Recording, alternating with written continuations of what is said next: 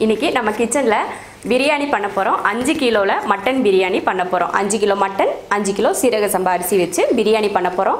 எந்தெந்த அளவுல நம்ம என்னென்ன மசால் போடுறோம் அப்படிங்கறத ஃபுல் டீடைலா சொல்லி வீடியோ பண்ண போறோம். அதை நீங்க தொடர்ந்து பார்த்தாதான் உங்களுக்கு கரெக்டான அளவு உங்களுக்கு தெரியும். அதனால வீடியோவை கண்டிப்பா தொடர்ந்து பாருங்க. இப்போ பிரியாணி பண்ணுறதுக்கு நம்ம 5 கிலோ வேக வைக்கிற அளவுக்கு கொஞ்சம் அகலமான பாத்திரமாகவே எடுத்திருக்கேன். அதில் எண்ணெய் ஊற்றிக்கலாம். 1/2 லிட்டர் எண்ணெய் ஊற்றுறேன். உங்களுக்கு இதில் நெய் சேர்க்கணுன்னா பாதி நெய்யும் பாதி எண்ணெயும் நீங்கள் சேர்த்துக்கலாம். எங்கள் வீட்டில் யாரும் நெய் சாப்பிட மாட்டோம் அப்படின்றதுக்காக நாங்கள் நெய் சேர்த்துக்கல. தாளிக்கிறதுக்கு பட்டை, கிராம்பு, ஏலக்காய், அன்னாச்சிப்பூ, பிரிஞ்சி எல்லாம் எடுத்திருக்கேன். அதெல்லாம் ஒரு 20 பக்கம் நான் எடுத்திருக்கேன். நீங்களும் அது போல் எடுத்துக்கோங்க. நம்ம மசாலா அரைச்சும் போடுவோம் இல்லையா, அதனால் தாளிக்கிறதுக்கு இந்தளவு போதும். இப்போ இதில் போட்டுடலாம். பட்டை கிராம்பு பொரிஞ்சதுமே ஒரு 20 பச்சை மிளகாய் சேர்க்குறேன். பச்சை மிளகாயை கீரி போடணும், இல்லைன்னா வெடிக்கும். பெரிய வெங்காயம் சேர்த்துக்கலாம். 5 கிலோ அரிசிக்கு 1 கிலோ பெரிய வெங்காயம் கட் பண்ணி வச்சுருக்கேன், அதையே சேர்த்துடலாம். 1 கிலோ 1.25 கிலோ வரைக்கும் போடலாம். அதுக்கு மேலே போட்டிங்கன்னா அதிகமாயிரும். நம்ம எப்போவுமே சொல்கிற மாதிரி தான் வெங்காயம் நல்லா ப்ரௌன் கலராக ஆகட்டும், அது வரைக்கும் நல்லா வதக்கிக்கலாம். வெங்காயம் வதங்குறதுக்குள்ளே நமக்கு பிரியாணி பவுட்ரு பண்ணிட்டு வந்துடலாம். சோம்பு 20 கிராம் எடுத்திருக்கேன், கசகசா 20 கிராம் எடுத்திருக்கேன், பட்டையும் 20 கிராம் எடுத்திருக்கேன், ஏலக்காய் 20 கிராம், இது மட்டும் 15 கிராம் எடுத்திருக்கேன். கிராம்பு எப்பயுமே கம்மியாக தான் சேர்த்துக்கணும். அதிகம் சேர்த்துட்டிங்கன்னா காரமாக இருக்கிற மாதிரி இருக்கும். அதனால் எப்பயுமே கம்மியாக சேர்த்துக்கிட்டால் போதும். இப்போ இதெல்லாம் பவுட்ரு பண்ணி எடுத்துக்கலாம்.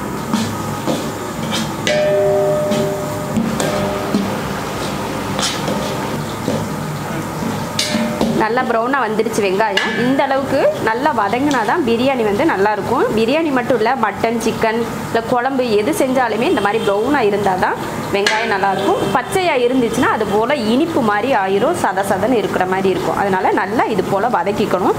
இப்போ இதில் புதினா மல்லித்தலை சேர்த்துக்கலாம். 1 கட்டு புதினா, 1 கட்டு மல்லித்தலை, ரெண்டையும் சேர்த்து ஒவ்வொரு கட்டு எடுத்துருக்கேன், சேர்த்துக்கலாம்.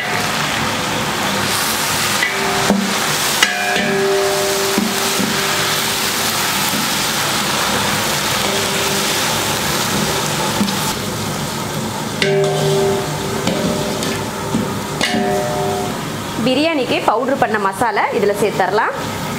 எடுத்துலாம் வைக்க வேண்டாம், அந்த மசாலா இதுக்கு கரெக்டாக இருக்கும். அப்படியே சேர்த்துக்கலாம்.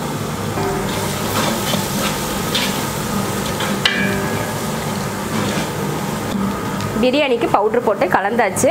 அடுத்து தக்காளி சேர்த்துக்கலாம். 1 கிலோ தக்காளி, 5 கிலோவுக்கு 1 கிலோ தக்காளி சேர்த்துக்கிறேன். தக்காளி எப்பயுமே சொல்லுவேன், அதிகம் சேர்த்துக்காதீங்க, கம்மியாகவே சேர்த்துக்கோங்க.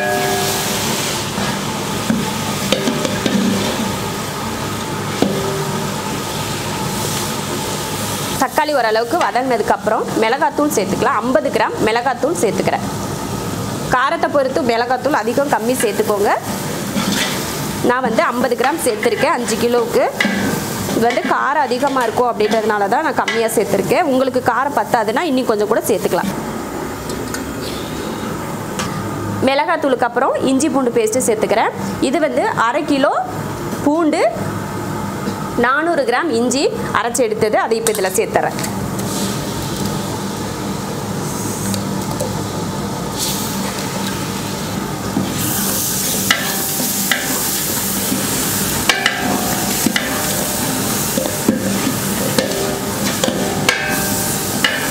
இஞ்சி பூண்டு போட்டு வதக்கியாச்சு. இப்போ இதில் நம்ம மட்டன் சேர்த்துடலாம்.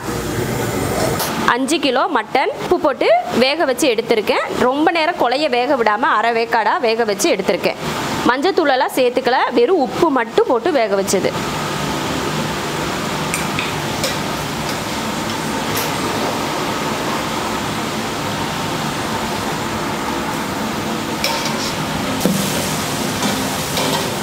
தண்ணி இல்லாமல் தான் சேர்க்குறேன். அதையும் கிண்டிக்கலாம். மட்டனில் உப்பு போட்டு வேக வச்சதுனால நம்ம எக்ஸ்ட்ரா இதில் உப்பு போட்டு வேக வைக்க தேவையில்லை.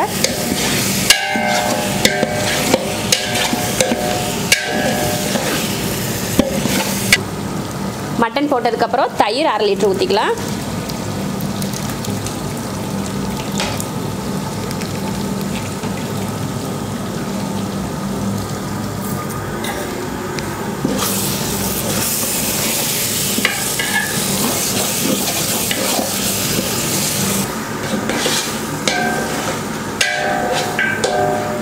எல்லாம் போட்டு நல்லா வதக்கிட்டு எல்லாம் எந்த அளவுக்கு வதக்குறோமோ அதில் தான் டேஸ்ட் இருக்கும். அதுக்காக உடனே எல்லாத்தையும் போட்டுறக்கூடாது.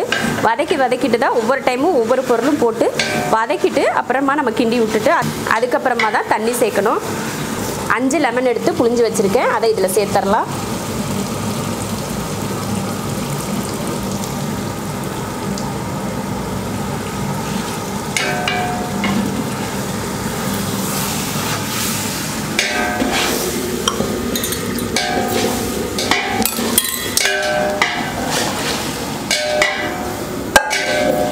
அஞ்சு கிலோ அரிசி இதில் 5 கிண்ணம் இருந்துச்சு. இதில் தான் நம்ம தண்ணி அளந்து ஊற்ற போகிறோம். இப்போ மட்டன் வேக வச்ச தண்ணி இருக்குது, அதை ஊற்றிட்டு அடுத்து வேறு தண்ணி ஊற்றிக்கலாம்.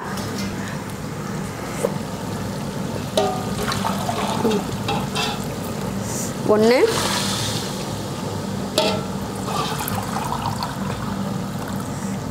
2, 3, 4, 5. ஒரு படி அரிசிக்கு ஒரு படி தண்ணி கணக்கில் தான் நான் ஊற்றிருக்கேன். ஏன்னா அரிசி வந்து புது அரிசியாக இருக்கிறதுனால ஒரு படி அரிசிக்கு ஒரு படி தண்ணி தான் நான் சேர்த்துருக்கேன். அப்போ தான் பிரியாணி வந்து குலையாமல் வரும் அப்படின்றதுக்காக. ஏற்கனவே கறி வந்து ரொம்ப நல்லாவே வெந்துருச்சு, எக்ஸ்ட்ராவெலாம் வேக வேணாம். நம்ம அரிசி வேகிறதுக்காக மட்டும்தான் தண்ணி சேர்த்துருக்கோம். இப்போது மட்டனில் உப்பு போட்டு தான் வேக வச்சுருக்கோம். இப்போ நம்ம மசால் போட்டு தண்ணியெல்லாம் ஊற்றிருக்கோம் இல்லையா, அரிசியெல்லாம் போடணும் இல்லையா, அதுக்காக உப்பு நம்ம பார்த்துட்டு கொதிக்கிறப்ப பார்த்துட்டு பத்தலைன்னா சேர்த்துக்கலாம். ஆனாலும் நம்ம பிரியாணிக்கு வந்து ஒரு கல் உப்பு அதிகமாக இருந்தால் தான் நல்லாயிருக்கும். நம்ம வெந்து வர்றப்போ டேஸ்ட் கரெக்டாக இருக்கும். அதுக்கு சரியான அளவில் போட்டிங்கன்னா பிரியாணி வந்து வர்றப்போ உப்பு இல்லாத போல் இருக்கும். அதனால் கொஞ்சம் அதிகமாகவே, ரொம்ப அதிகமாக சேர்த்துக்கிறாதீங்க. லைட்டாக அதிகமாக ஒரு கைப்பிடி அளவு உப்பு போடுறீங்கன்னா அதில் கால்வாசி சேர்த்து போட்டிங்கன்னா கரெக்டாக இருக்கும். உப்பு போட்டு கலந்ததுக்கப்புறமா மூடி போட்டுடலாம். நல்லா கொதித்து வரட்டும், அப்போ அரிசி சேர்த்துக்கலாம்.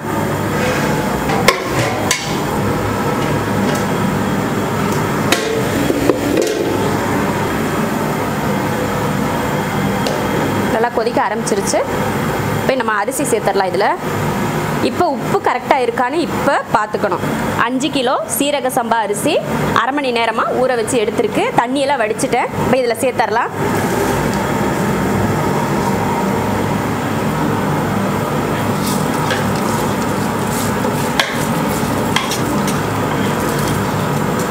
அரிசியை போட்டு நல்லா கிண்டி விட்டுறலாம். எல்லாம் ஒன்று சேர அளவுக்கு. உப்பு பத்தலைன்னா இந்த டைமில் நீங்கள் உப்பு போட்டணும். இதுக்கு மேலே நீங்கள் உப்பு போட்டிங்கன்னா உப்பு வந்து சரியாக ஒரு இடத்துல பிடிக்காது.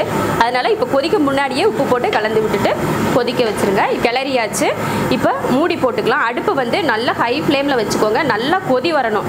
கொதி வர்றதுக்கு முன்னாடியே நம்ம அடுப்பை சிம்மில் வச்சிடக்கூடாது. நல்லா கொதி வரணும். அதுக்கப்புறமா அடுப்பை வேணால் சிம்மில் வச்சுக்கலாம். இப்போ நல்லா கொதிக்கிற வரைக்கும் மூடி வச்சிடலாம்.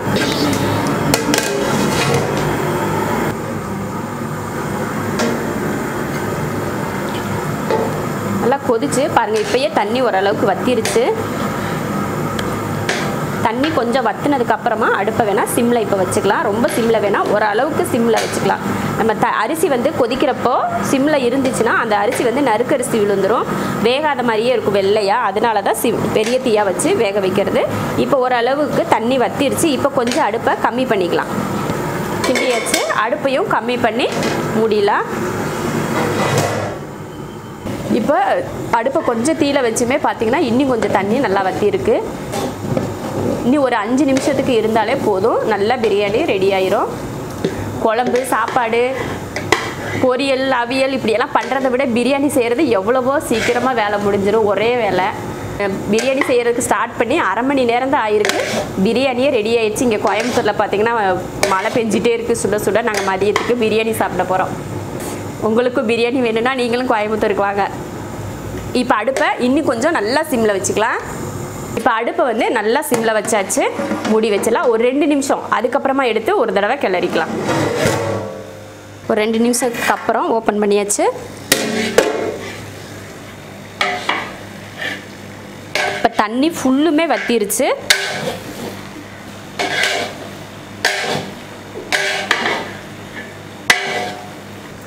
அரிசி பார்த்திங்கன்னா நல்லா முக்கால் பக்குவத்துக்கு நல்லா வெந்துருச்சு. இப்போ இது மேலே நம்ம தம் வச்சுக்கலாம். நல்லா ரைஸ் எல்லாம் நல்லா ஒன்றா கலந்து விட்டு அந்த மேடு பள்ளெல்லாம் இல்லாமல் ஒன்றா சேர்த்து விட்டுட்டு தம் வச்சிடலாம். இது போல் ஒரு காட்டன் துணியை நல்லா ஈரத்தில் நனைச்சி புழிஞ்சிட்டு நம்ம பிரியாணி மேலே இப்படி போட்டுறணும். போட்டுட்டு அதுக்கு மேலே தட்டு வச்சு மூடிட்டு இது மேலே ஒரு வெயிட்டை தூக்கி வச்சிடலாம். இதுக்கு மேலே ஒரு வெயிட் எதுக்காக வைக்கணும், நீங்கள் எது வேணாலும் வச்சுக்கலாம், வெயிட்டாக இருக்கா எது வேணாலும் நீங்கள் வச்சுக்கலாம். இப்போ தம் வச்சுருக்கோம், அதை எப்படி வைக்கணும் அப்படின்னு சொல்லிட்டு முன்னாடியே சொல்லிவிட்டு துணியை மேலே போட்டு வச்சுருக்கீங்க. அடுப்பை வந்து ஃபுல் சிம்மில் வச்சுக்கணும், கொஞ்சம் கூட அதிகமாக தீ இருக்கக்கூடாது. ஏன்னா நம்ம அடியில் வந்து தோசைக்கல் வைக்கலை, அதனால் ஃபுல் சிம்மில் வச்சுட்டு மேலே இந்த மாதிரி பிரியாணியை நல்லா கிளறி விட்டு துணியை போட்டு தட்டு போட்டு மூடி வெயிட் கண்டிப்பாக வைக்கணும். ஏன்னா அதுலேருந்து ஆவி வெளியில் வராமல் இருக்கிறதுக்காக தான் அந்த வெயிட் வைக்கிறோம். அந்த வெயிட் கண்டிப்பாக இருக்கணும். இப்போ இது வச்சதுக்கப்புறம் ஒரு 3லேருந்து 4 நிமிஷம் கழித்து ஓப்பன் பண்ணி பார்க்குறப்போ பிரியாணி வெந்திருக்கும்.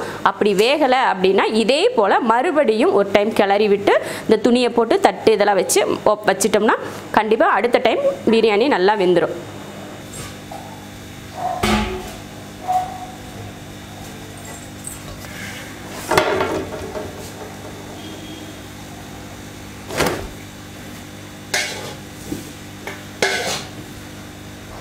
பிரியாணி ஆவி பறக்க கிளறி விட்டுறோம்.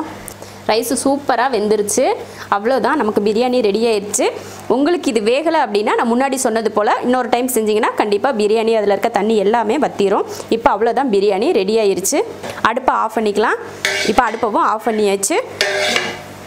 உடனே பிரியாணியை எடுத்து பரிமாற வேண்டாம், ஒரு 10 நிமிஷம் மூடி வச்சிடலாம், அதுக்கப்புறமா எடுத்துக்கலாம். ஏன்னா அப்போ தான் 1-2 அரிசி கூட வேகாமல் இருக்கிறது கூட அந்த சூட்லேயே வெந்துடும். அதனால் மூடி வச்சு ஒரு 10 நிமிஷம் கழித்து எடுத்துக்கலாம். 5 கிலோவில் மட்டன் பிரியாணி சூப்பராக ரெடி ஆயிடுச்சு. வீடே மனமாக இருக்குது. நீங்களும் இது போல் மட்டன் பிரியாணி வீட்டில் செஞ்சு பாருங்கள். நிறைய பேர் வந்து ஒரு வீட்டில் ஏதாவது ஒரு கெஸ்ட் வந்தாலோ இல்லை ஏதோ ஒரு ஃபங்க்ஷன் நடந்தாலோ வெளியில் தான் ஆர்டர் கொடுப்பீங்க. ஆனால் நம்ம வீட்டிலையே நம்ம கையால் பிரியாணி செஞ்சு நம்ம வர்ற கெஸ்ட்டுக்கு கொடுத்தோம்னா அதுவே தனி சந்தோஷமாக இருக்கும்.